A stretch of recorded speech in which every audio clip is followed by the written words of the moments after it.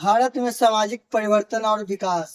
अध्याय 1, संरचनात्मक परिवर्तन, सचेतन हेतु नोट्स।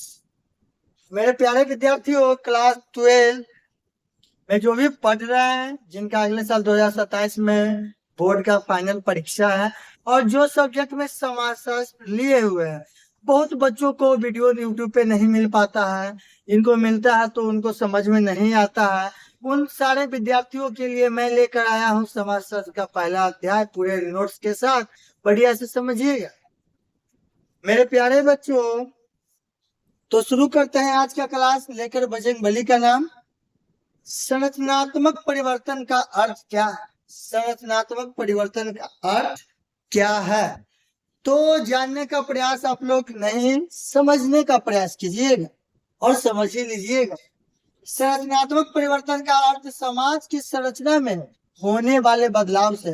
समाज की संरचना में जो भी परिवर्तन आता है, जो भी बदलाव आता है, वह संरचनात्मक परिवर्तन कहलाता है।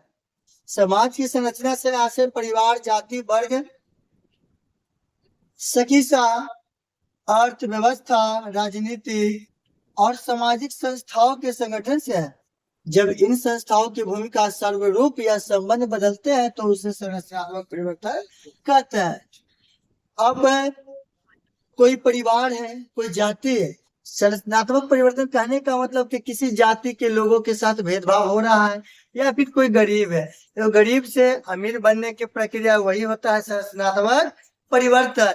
या फिर जो जात है, जो भी कोई भी कास्ट का है, उसमें उसको सुविधा न मिलता है, फिर सुविधा मिलने लगता है, उसको ही कहते हैं सामाजिक संरचनात्मक परिवर्तन। समझ गए ना? आगे ध्यान दीजिएगा और समझिएगा। सामाजिक परिवर्तन और संरचनात्मक परिवर्तन दोनों का अंतर क्या है? सामाजिक परिवर्तन समाज में किसी भी के स्तर में परिवर्तन को दर्शाता है। समाज में कोई भी जाति हो, कोई भी धर्म हो, उसमें जो परिवर्तन होता है उसको दर्शाएगा सामाजिक परिवर्तन। जबकि संरचनात्मक परिवर्तन विशेष रूप से सामाजिक संस्थाओं और उनके संबंधों में होने वाले बदलाव को दर्शाता है। समाज में जितने भी सामाजिक संस्थाएं है, उसमें जो परिवर्तन होता है उसी को कहते हैं संरचनात्मक परिवर्तन। और सामाजिक परिवर्तन समाज में होगा जो परिवर्तन उसको दर्शाने का कार्य करता है। ठीक है बच्चा, चलिए आगे ध्यान दीजिएगा। भारत में संरचनात्मक परिवर्तन के प्रमुख, भारत में संरचनात्मक परिवर्तन के प्रमुख स्तर। अब भारत में जो समाज मतलब संरचनात्मक परिवर्तन है, उनमें प्रमुख कौन कौन? देखिए, भारत में परिवार, जाति व्यवस्था, ग्रामीण समाज, सकीसा, राजनीति तथा अर्थव्यवस्था में बड़े परिवर्तन हुए हैं। इन परिवर्तनों ने समाज के संगठन और जीवन शैली को प्रभावित किया है। बच्चा, समाज में, भारत देश में गाँव में, शहरों में परिवार, जाति व्यवस्था, समझ गए ना, राजनीति तथा अर्थव्यवस्था में जो परिवर्तन होता है उनको ये भारत का संरचनात्मक परिवर्तन कहेंगे। परिवार में परिवर्तन, संस्कृत संयुक्त परिवार की जगह धीरे धीरे एकल परिवार का विस्तार होता है। अब देखते हैं, एक परिवार में कहीं पे परिवार में 4 भाई है, उसके पिताजी है, माँ है, 2 बहनें हैं, चाचा है, चाची है, दादा है, दादी है, समझ गए ना। सब मिल के रहते हैं, एक ही जगह खाना पकता है, एक ही तस्ला में खाना पकता है, एक ही परिवार में सब खाते हैं, पीते हैं, साथ रहते हैं, सोते हैं, हंसते हैं, चलते हैं, तो उसको कहते हैं संयुक्त परिवार।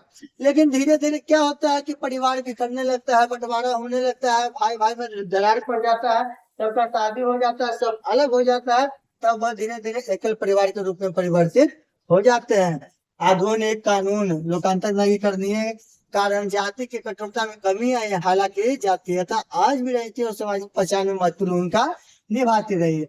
बच्चा, कानूनी प्रक्रिया द्वारा संविधान की मदद से जो जाति भेदभाव था उसमें बहुत ही कमी आया है, लेकिन अभी भी हम लोग समाज में देखते हैं कि समाज जो है ना जाति मुक्त नहीं हुआ। अभी भी जाति आधारित बहुत सारे धर्म आधारित भेदभाव आपस में देखने को मिलता है। आगे क्या है बच्चा? आधुनिकता, सकीसा और आधुनिकता। सकीसा के प्रासर में वैज्ञानिक सोच, सकीसा जो पूर्ण रूप से डेवलपमेंट करता है, उसमें वैज्ञानिक सोच, समानता और जागरूकता को बढ़ावा दिया है। इससे सामाजिक रूढ़ियों को चुनौती मिली और नए अवसर विकसित हुए। समझ गए ना। आगे है आर्थिक और राजनीतिक परिवर्तन। औद्योगिकरण, बाजार व्यवस्था और वैश्वीकरण के आर्थिक संस्था को बदला। लोकांतर, पंचायती राज और संविधान ने राजनीतिक भागीदारी और अधिकारों को मजबूत किया। आर्थिक और राजनीतिक परिवर्तन। औद्योगिकरण आने से औद्योगिकरण आने से जो कि है अर्थव्यवस्था में काफी परिवर्तन हुआ। लोगों को रोजगार मिलना शुरू हो गया और घंटों का काम मिनटों में होने लगा। ज्यादा कीमत पर मतलब पैसा भी उसको काम के बदले पैसा भी मिलता है। वैश्वीकरण, पूरे वैश्वीकरण की प्रक्रिया जो कि अब एक देश को दूसरे देश से जुड़े हुए है। अब वो भारत का जो सामान है, भारत का जैसे गुड्स हो गया, कुछ भी हो गया, कद्दू हो गया, बैगन हो गया, टमाटर हो गया, विदेशों में जा रहे हैं और विदेशों से बहुत सारे चार्जर है, फोन है, मोबाइल है, भारत में आ रहे हैं। तो वैश्वीकरण का ये देन है कि वैश्वीकरण जो है भूमंडलीकरण के द्वारा एक देश को दूसरे देश में क्या कर दिया है, जोड़ दिया है। पंचायती राज और संविधान में रहती भागीदारी के अधिकारों को मजबूत किया। ठीक है।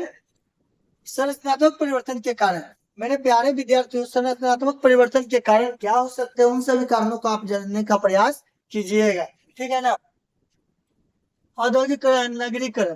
देखिए औद्योगिकरण मतलब उद्योगों का विकास, मशीन, अब जो भी काम होगा मशीन से होगा। जैसे अब आप कविता आर्ट्स एंड साइंस का जो टी शर्ट देख रहे हैं, ये टी शर्ट मशीन से ही बना होगा। तभी तो 5 दिन मतलब ऑर्डर दिया हुआ और 1 महीना के अंदर अंदर ही ये कपड़ा जो है कि मिल गया।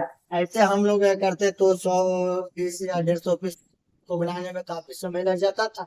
लेकिन आधुनिकीकरण यानी मशीनीकरण से बहुत जल्दी हो गया। नगरीकरण, नगरीकरण कहने का मतलब है गांव को नगर बनाया गया, इसलिए बनाया गया ताकि वहां से यातायात की सुविधा हो, वहां पे सरकारी अस्पताल और जो भी हमारे गांव ग्रामीण क्षेत्र में उत्पादन होते हैं, गेहूं हो गए, चावल हो गए, पपीता हो गए, सरसों हो गए, धनिया हो गए, उसको नगरीकरण नगर मिलने जाते हैं तो काफी रेट उसका मिलता है। मेरे प्यारे विद्यार्थियों, समझ गए ना। तो उसमें नगरीकरण से जो नगरों का विकास हुआ वो भी क्या संरचनात्मक परिवर्तन का कारण है।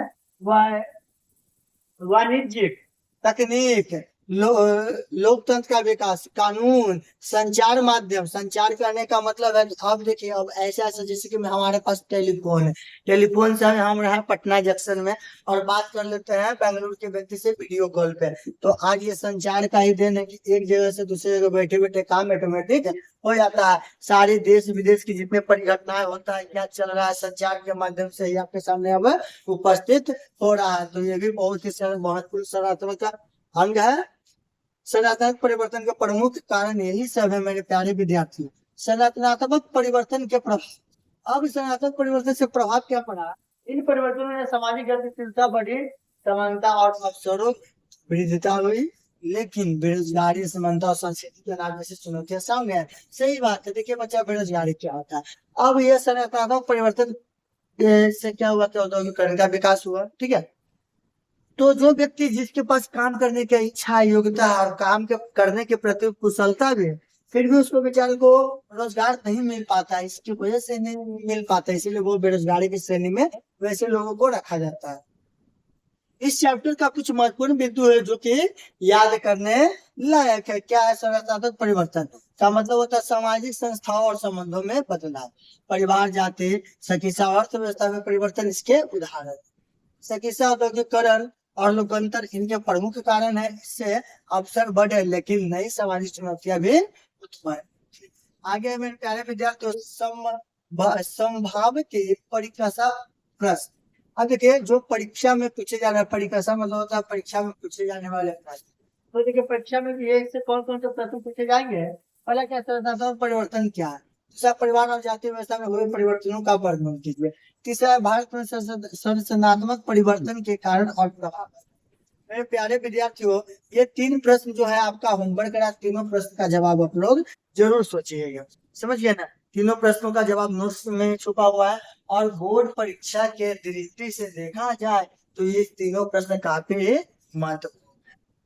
तो आज के इस वीडियो में हम लोग क्या पढ़े बच्चा, समाज शास्त्र, भारत में सामाजिक परिवर्तन और